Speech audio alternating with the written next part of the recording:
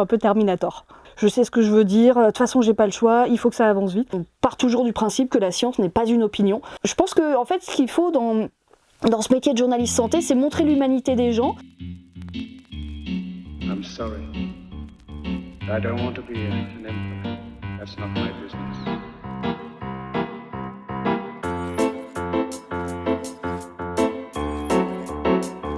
Bonjour. Bienvenue à Clave au Canard. Merci. Ça, je connais. Les négligés. C'est le livre qu'on a coécrit avec ma copine, justement, d'école de journalisme, Marie-Morgane Lemoël. Puis, depuis 20 ans, on se suit et on s'est dit, tiens, si on écrivait un livre ensemble. Donc, on a écrit Les négligés, EES, parce que c'est sur la santé des femmes. Enquête au cœur du business de la santé des femmes. On s'est dit qu'il y avait des choses à en dire. Exemple, endométriose. Aujourd'hui, ça parle à tout le monde. Il y a quelques années, ça parlait à personne.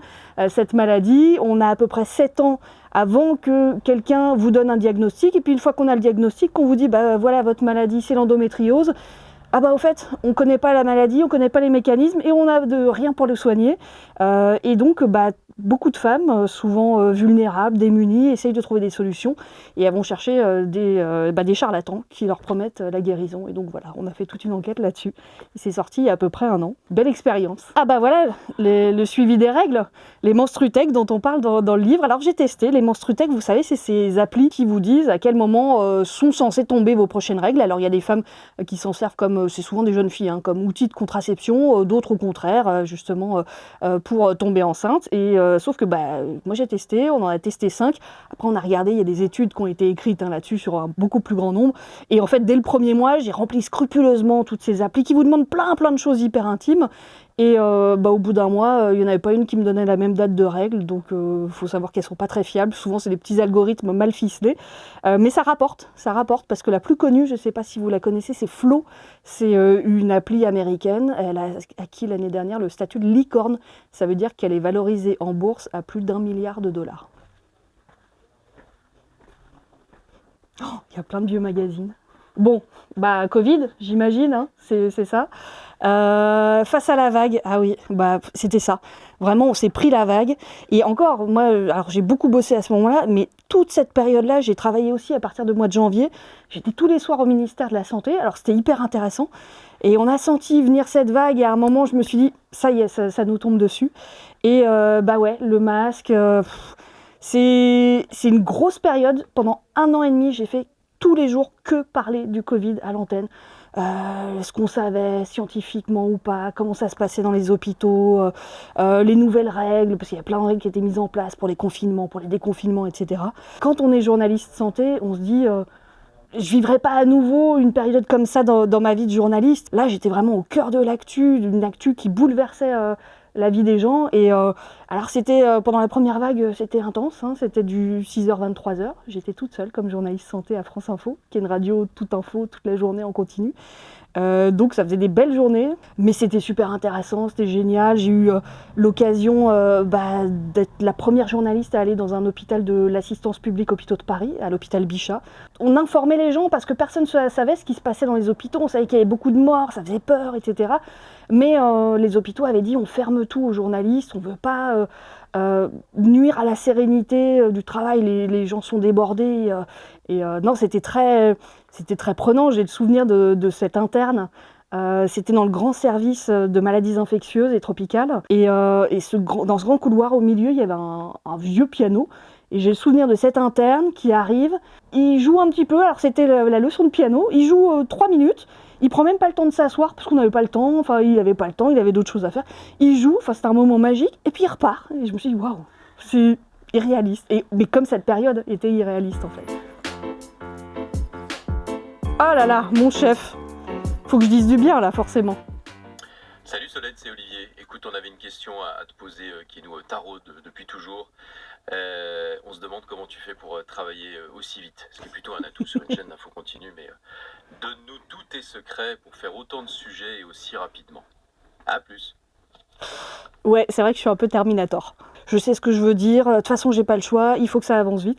Et effectivement, je suis un peu considérée comme Terminator, ce qui fait que je peux faire 3-4 sujets dans la même journée. Et je sais pas, c'est juste je suis concentrée. La radio parce que il y a un petit côté technique qui est sympa quand même. On n'est pas juste à interviewer des gens à distance, on est très souvent obligé d'aller les voir pour pouvoir faire une interview de visu, donc ça c'est hyper sympa de rencontrer les gens. Et puis il y a ce petit côté technique et puis la voix aussi qui fait que il n'y a pas d'image, donc les gens vont pas juger la personne à son apparence, mais ils vont juger au discours que va avoir la personne. Et une interview avec beaucoup d'émotion ou avec beaucoup de colère, enfin ça peut... je trouve que ça a beaucoup d'impact, plus que ça peut l'être sur la presse écrite. Voilà. Et puis c'était le côté un peu bricolage aussi, parce qu'on fait notre montage nous-mêmes. Il y a des fois... par exemple, pour la présentation de la loi de financement de la sécurité sociale cet automne, les auditeurs ils le savent pas, mais j'ai fait le direct sur le trottoir, assise par terre, avec mon ordi sur les genoux, à Bercy, avec les voitures qui passaient devant. Voilà, c'est un petit côté aussi artisanal, c'est ça qui est rigolo. Alors, l'hôpital en état d'urgence, ouais, fin des déserts médicaux, c'est mon quotidien, depuis que je suis journaliste santé. La crise de l'hôpital, les déserts médicaux, c'est ce qui importe aux Français aujourd'hui. Quand on parle santé, on parle de ces deux thématiques. Donc ce qui fait que je vais souvent à l'hôpital, souvent aussi dans des cabinets médicaux, pour voir quelles solutions apporter, etc. Je crois que... Est-ce qu'il faut plus d'argent à l'hôpital? Oui, sûrement, même si certains responsables politiques disent que c'est juste une question d'organisation. Je ne crois pas que ce soit uniquement ça. Les déserts médicaux, de toute façon, le ministère de la Santé a fait des projections. Jusqu'en 2050, on n'aura pas assez de médecins. Donc c'est un gros enjeu. La santé, c'est quelque chose qui est vraiment une préoccupation principale des Français. Et donc, je pense que j'ai du boulot jusqu'en 2050 au moins. Des petits canards un peu partout. Alors, parmi les petits canards, il faut que j'en choisisse un. Ah, c'est dur, hein. Je crois que je vais choisir le ninja. Parce que quand même, les ninjas, c'est super. C'était un peu les espions japonais de l'époque. Et on sait pas assez... on dit toujours que les samouraïs, c'est super. Mais en fait, les ninjas, c'est vachement mieux. Il n'y a rien de mieux qu'un ninja, quoi. Est-ce qu'il faut inquiéter les gens quand on parle de santé ? Je pense pas. Parce qu'il n'y a pas matière à inquiéter les gens. Ouais, certes, on parle de la maladie, on parle de la mort, mais c'est vrai que moi, j'ai des collègues qui me disent souvent « Oh là là, ça doit être plombant, ton métier, tu parles de choses tristes tout le temps. » Et en fait, non, parce que les malades, c'est vous, c'est moi, c'est des gens qui sont avec leur caractère, et il y en a qui sont hyper drôles, et quand on les interviewe, on se marre, on a un bon feeling, et c'est ça qu'on essaye de retranscrire aussi à la radio, c'est de faire comprendre, c'est leur personnalité. Et c'est pas toujours triste, plombant, et on n'a pas besoin, nous, d'en rajouter.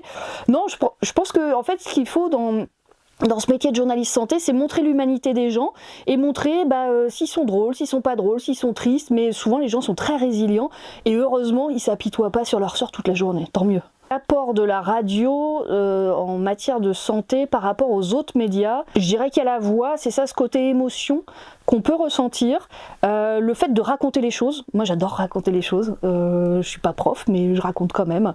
On vulgarise, on essaye de faire assez simple parce que je suis sur un média quand même très généraliste, donc ça veut dire qu'on parle à n'importe qui, des gens qui sont pas toujours concentrés, qu'il faut vraiment les accrocher, peut-être plus qu'avec de la presse écrite où là on va pouvoir plus rentrer dans les détails, dans la complexité.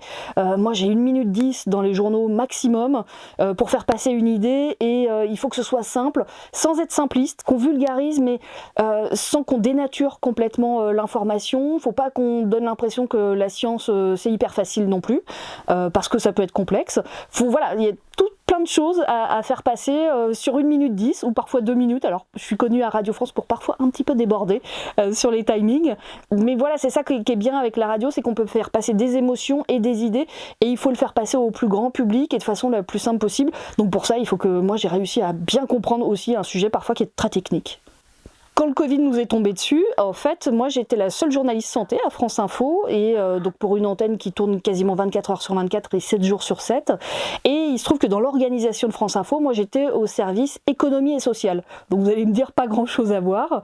Je me suis retrouvée à gérer aussi ça. Alors évidemment j'avais plein d'aides de plein de collègues, service reportage, etc. Et puis au bout d'un moment on s'est dit il faut qu'on structure ça, et avec Olivier Aymon, mon chef actuel qu'on a vu sur les vidéos, il a été décidé de monter un service qui regrouperait la science, la santé, l'environnement et les technologies. Et c'est un service qui tourne, on est 7 désormais, parce que l'environnement, parce que la science, les gens ont compris qu'il y avait un tournant, qu'il y avait quelque chose qui s'était créé et qu'il faut vraiment être rigoureux sur la science. On a vu toutes les fake news, les campagnes anti-vax, etc. Et que si on veut faire notre job de service public, il faut qu'on soit hyper rigoureux, qu'on dise ce qui est vrai, ce qui est pas vrai, ce que valide la science, ce que valide pas la science. Et puis, on part toujours du principe que la science n'est pas une opinion.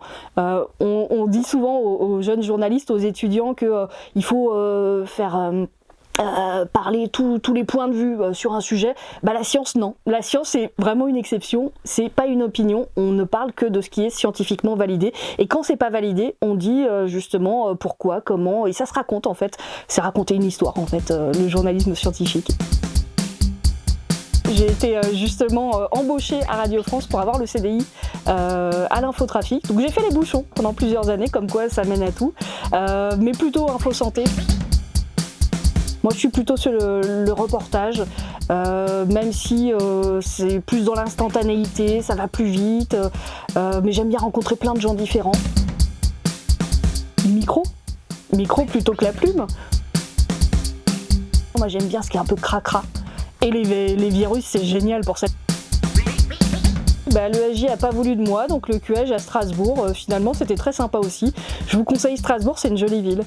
Est-ce que le rapport sur la désinformation en santé a eu une espèce de déclic chez nous dans mon service sur l'introspection, sur comment lutter contre les fake news, etc. Je pense pas, parce qu'on avait déjà réfléchi à tout ça depuis le Covid en fait. Et on a la chance, nous à France Info, d'avoir un service de débunkage, de fact-checking qui s'appelle le vrai ou faux, avec qui on travaille. Eux, ils sont vraiment plus sur ces questions de désinformation.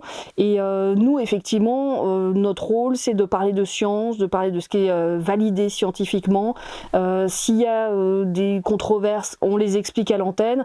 Après, il y a aussi toujours la question de la désinformation. Est-ce que il faut parler d'une fake news à l'antenne avec ce que vous connaissez, c'est l'effet Barbara Streisand. Ça veut dire qu'une info que personne n'avait entendue, à partir du moment où vous voulez la débunker à l'antenne, vous allez la mettre sur la place publique. Et il y a plein de gens qu'on n'avait jamais entendu, qu'on n'aurait sûrement jamais entendu, et qui vont justement être au contact de cette fake news.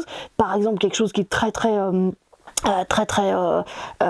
largement diffusé, c'est les théories du ministre de la Santé américain qui nous dit que le paracétamol pendant la grossesse, ça donne naissance à des enfants autistes.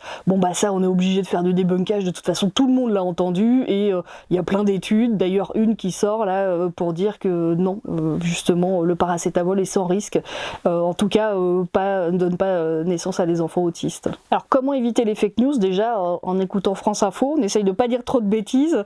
Vous savez, notre slogan c'est l'info juste et pas juste l'info. Donc on essaye vraiment d'être rigoureux, de dire ce qui est validé par la science ou non, où on en est du processus scientifique. Après, les conseils que je peux donner à des auditeurs, à des lecteurs, à des Français qui ont envie de s'intéresser et de pas tomber dans le panneau, parce que c'est facile, en 2-3 clics on trouve des charlatans très très vite dans le milieu de la santé, c'est d'aller vers des sites internet qui sont officiels. Ça peut être l'INSERM. L'INSERM, ils font un très gros travail sur la désinformation. Ils ont des super dossiers justement sur internet, sur telle ou telle maladie. Et puis parfois aussi, il y a des associations de patients qui ont des sites internet qui sont super bien fichus. Et puis, j'ai envie de dire, de manière générale, écouter des scientifiques, mais des scientifiques de la spécialité. C'est-à-dire qu'on a beaucoup de scientifiques qui veulent parler à l'antenne, c'est un peu l'effet blouse blanche, qui veulent parler de plein de choses, ou sur internet ou sur les réseaux sociaux, mais en fait il faut vraiment que la personne soit spécialisée dans ce domaine de la médecine. Il y a beaucoup de journalistes qui n'ont pas fait d'études scientifiques, moi la première justement, mais je pense qu'il faut vraiment s'améliorer, se former justement sur la science. On l'a vu pendant le Covid, il y a plein de médias qui sont tombés dans des panneaux, et les panneaux c'est facile de tomber dedans. Donc oui, il faut justement former davantage les journalistes. Alors à Radio France, après le Covid, on a fait tout un mouvement de formation des journalistes pour au moins avoir un socle commun.